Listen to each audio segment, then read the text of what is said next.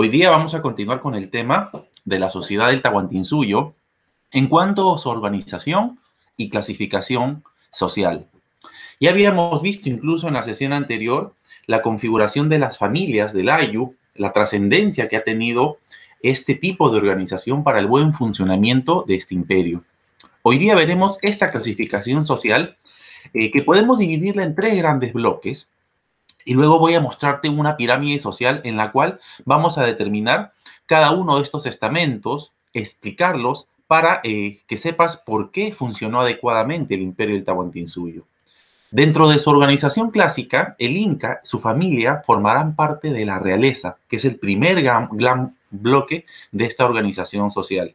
En segunda instancia tenemos la nobleza, tanto de sangre como de privilegio, y en tercer lugar, el pueblo, que siempre es la mayoría o la población mayoritaria que va a formar parte de este bloque o conjunto social. Pues bien, ya sabemos nosotros que el Inca era la máxima autoridad política y religiosa del Tahuantinsuyo por ser considerado hijo del dios Sol. Él va a tener una serie de atribuciones o ámbitos de acción. En el ámbito religioso, él va a celebrar las principales ceremonias o las más importantes y también es considerado como el intermediario entre el dios Sol y los hombres, ya que va a servir de fuente, ¿no? de anexo. Por ello es la trascendencia, la importancia de llevarlo incluso en hombros, en andas especiales soliteras, muchas veces de madera o de metal, porque no podía incluso él tocar el suelo que el común habitante del Tahuantinsuyo podía o debía hacerlo. Tenía siempre un rango especial y era la figura máxima de todo este imperio.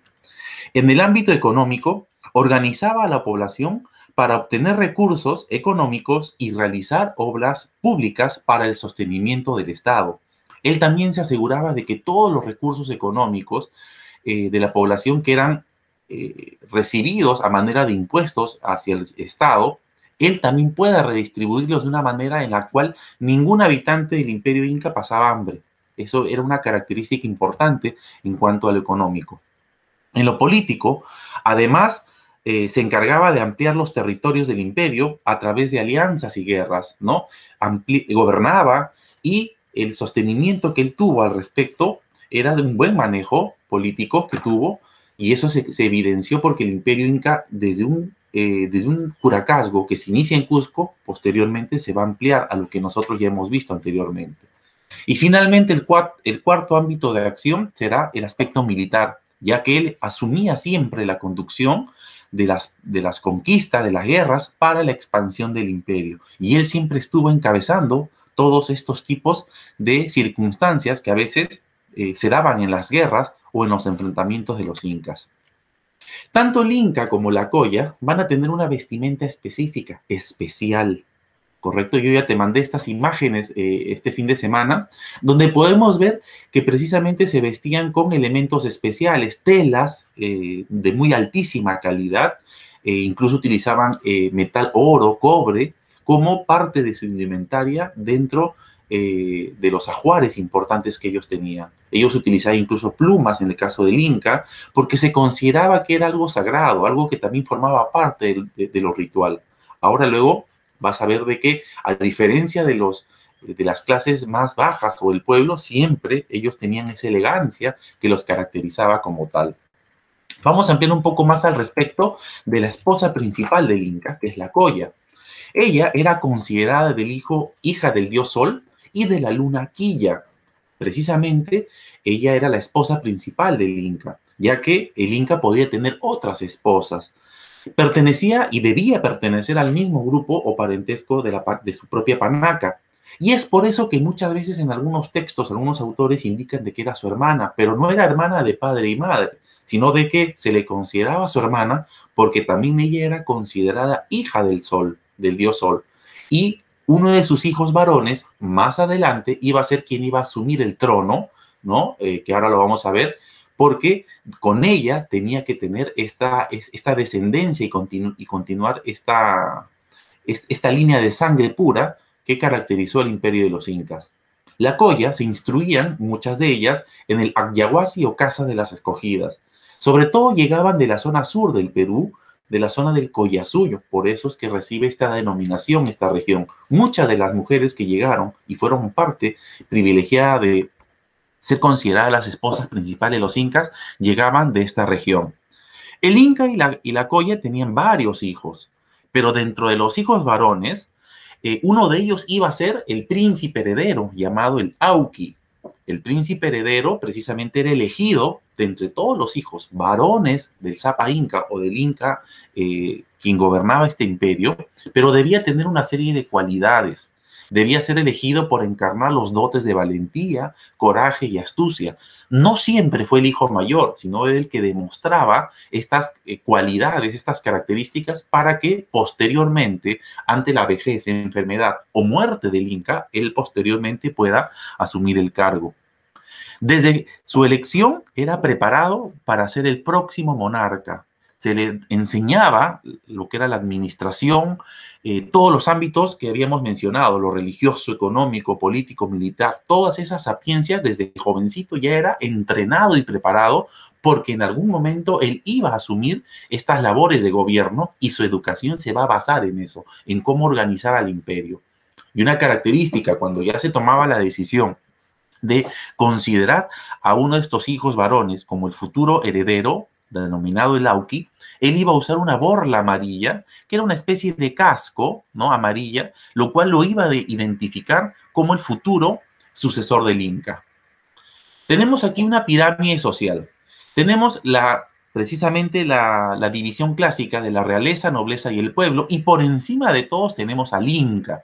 El Inca va a ser la figura máxima, ¿no? Y va a formar parte, obviamente, de la realeza, pero por debajo de ellos tenemos a la nobleza y al pueblo, ¿no? Ya hemos visto que precisamente Lauqui, siendo el hijo quien va a heredar el trono, debajo de ellos tenemos incluso las panacas reales, quienes serán las primeras generaciones de cada panaca, los que también contribuirán a un buen sostenimiento del Estado. Dentro de la nobleza tenemos dos tipos, nobleza de sangre y nobleza de privilegio, el cual vamos a ir ampliando en breve. La nobleza de sangre. Cada inca formaba su familia o panaca, que estaba compuesta por la colla o esposa principal. Además, el inca podía tener sus esposas secundarias que también formaban parte de esta nobleza de sangre, sus hijos y demás descendientes. Estas panacas poseían un gran poder político, ya que de ellas se elegía el Auqui o heredero del trono principal, que iba a heredar esta misión tan importante. A los nobles de sangre se les llamaba también orejones porque usaban unas enormes orejeras como símbolo de poder. De la nobleza de sangre salían también los altos funcionarios del imperio, como gobernadores generales, sacerdotes, entre otros. Cabe señalar de que estas orejeras, para ser llamados orejones, eran muchas veces de metales como el oro y la tumbaga, que es una aleación del oro y el cobre, y era un símbolo característico de este tipo de nobleza. Debajo de ellos tenemos la nobleza de privilegio. Sus miembros no pertenecían propiamente a la familia real, pues procedían del pueblo. Sin embargo, habían alcanzado la condición de nobles debido a importantes servicios prestados al Estado, como en las guerras o en la realización de grandes obras públicas. También conformaban la nobleza de privilegio los reyes y curacas sometidos. Es decir, cuando había una incursión importante, por ejemplo, de una guerra, y los que conformaban parte de este ejército triunfaban, automáticamente ellos, que formaban parte del pueblo, subían el estatus social a ser considerados nobles de privilegio, porque, como repito, habían alcanzado una acción destacada, y eso les daba esa condición de nobles. Y además, cuando los reyes y curacas habían sido sometidos de otros lugares, no es que perdían su nivel o su linaje, también formaban parte de este grupo privilegiado, pero siempre en un estamento inferior a los de la nobleza de sangre. Este sería entonces el segundo gran bloque de la pirámide social. Luego tendremos el tercer gran bloque, que es el pueblo, y el pueblo también tiene otra subdivisión. Tenemos los hatunrunas, quienes ellos conformaban precisamente la población mayoritaria del imperio. Se dedicaban muchos de ellos a la producción agrícola, ganadera, la pesca y la artesanía. Ellos pagaban tributos en forma de trabajo, Y digo en forma de trabajo porque el dinero no existía tampoco en esta época. La forma de pagar el tributo en esta época era precisamente con el trabajo, con lo que ellos producían finalmente. El Estado destinaba a los hatunrunas a la construcción de grandes obras públicas y también al ejército. Vivían siempre agrupados formando parte de los ayllus. Este fue un grupo muy importante en el imperio incaico. Tenemos también a los mitimaes, que eran indígenas enviados por el Inca para poblar o colonizar los nuevos territorios conquistados, así como para difundir la cultura incaica. Habían mitimaes que por su rebeldía incluso eran desterrados a zonas distantes de su lugar de origen. Los mitimaes en general no perdían su vínculo de parentesco y reciprocidad con sus familias, con sus ayllus de origen, a pesar de su ausencia o de vivir en lugares distantes.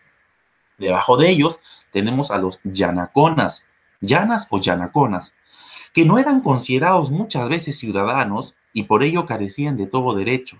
Los yanaconas llevaban vida de criados perpetuos y su condición era también hereditaria y servían siempre al Estado y al Inca. A diferencia de los mitimaes, los llanas o yanaconas sí se desvinculaban de sus familias, de sus ayllus, y siempre formaron parte, ¿no?, a depender del Inca directamente. Vemos que la escala social va disminuyendo. Y por debajo de toda esta organización tenemos los piñacunas o piñas, también se denominaban como tal. Ellos eran los prisioneros de guerra a quienes se les había perdonado la vida y la gente de mala conducta que se había hecho acreedora quizás al no respeto de los demás. Eran los pobladores que tuvieron los trabajos más duros, más difíciles, los prisioneros que en las batallas, que en las guerras que tuvieron los incas, fueron tomados como tal y se vieron en la necesidad de trabajar en beneficio del Estado. Pues bien, esta sería entonces la configuración de la sociedad del imperio